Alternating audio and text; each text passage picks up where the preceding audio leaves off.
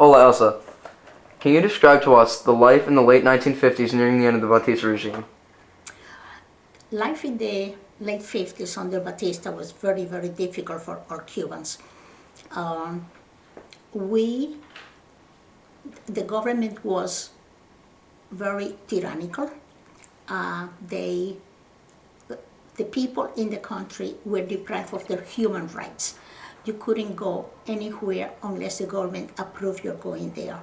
You couldn't do anything. You couldn't express your thoughts because everything was encouraged you to the possibility of being apprehended and taken, maybe for life, maybe for whatever time they wanted. One of the places where many people congregated and spoke their ideas was at the university. But unfortunately, at the university was also where many people were expressing their dislike and contempt for the government.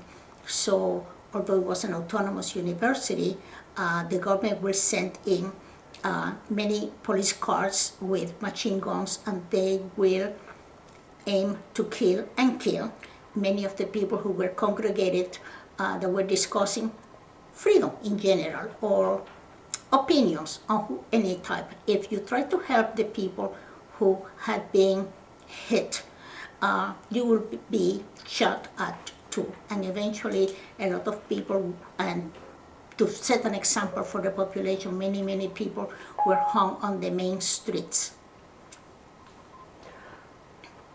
Why did the Cubans initially support Castro? At first, Castro was going to be a total change to the total disaster that we were living with. We were living under complete tyrannical situations under no one was able to express their ideas, their thoughts. You couldn't be free to go anywhere. And Castro's ideas at first came as a person who was going to restore democracy to the government.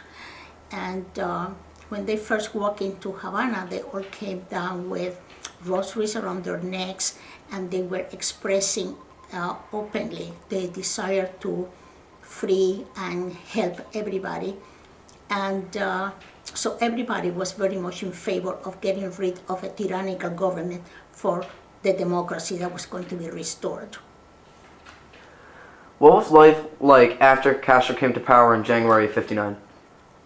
At first, nobody noticed that any major problems were going to happen because the first 2 months of the government passed very much without any major thing. But then immediately after that, he began his socialistic ideas of taking all of the properties, all of the American properties and all of the companies that were owned by the Americans, they were taken by the government. Nobody was compensated for this. Then he went on taking the properties of the Cuban people, whether it was a farm, a company, your homes, everything was taken because he believed that everything had to be owned by the government. Only the government could own land, only the government could own everything. Life then became very troublesome. And when people started to express their dislikes for these new rulings of the government, then he went and kind of mimicked and imitated Batista's ideas of,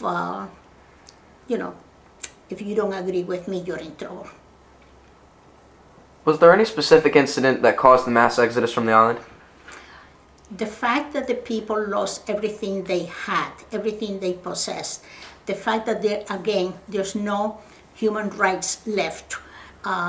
We were in the same position that we were with Batista, and there was no hope to improve it because now Castro had shown complete socialistic or communistic ideas inspired by his best friend Che Guevara, that was a hard communist. They wanted to ally to Russia. They wanted to make Cuba a Russian allied, and they started bringing a lot of Russian armies. But in addition to that, there was no hope for the people. You couldn't own your property, had been taken away again. No one was compensated. You couldn't express yourself. You didn't have any possibility of expressing yourself. The university was closed as a result of all of these problems. My brother went to Spain to finish medical school. The university eventually reopened and I was able to finish law school, but shortly after that, I had to leave the country. And I was lucky enough that I was able to get my residency papers at the American Embassy. And I left the country because you had to volunteer to do things for the government and you couldn't express your dislike, otherwise you will be killed, taken, etc. It was just like going through the same thing with Batista. When did you officially leave Cuba? I left Cuba on September 10th, 1960. There was a hurricane going through Cuba.